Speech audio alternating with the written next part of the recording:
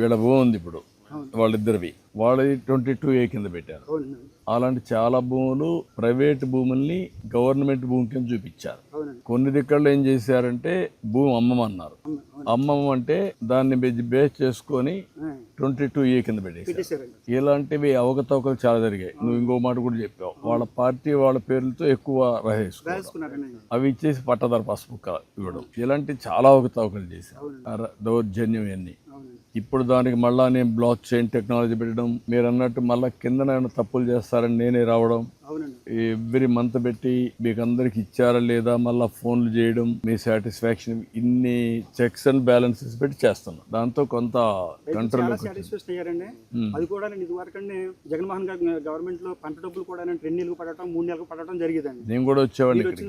మీరు వచ్చిన తర్వాత 24 గంటలు. అప్పుడు నేను తణుకులో వచ్చి ఒక పెద్ద ధర్నా కూడా చేశాను. అప్పుడు వేరే ఇక్కడ మీ రైస్ మిల్ వాళ్ళు ఇక్కడ ఇవ్వకుండా ఈస్ట్ గోదావరిలో ఇచ్చేవాడు, దూరంగా ఇచ్చేవాడు.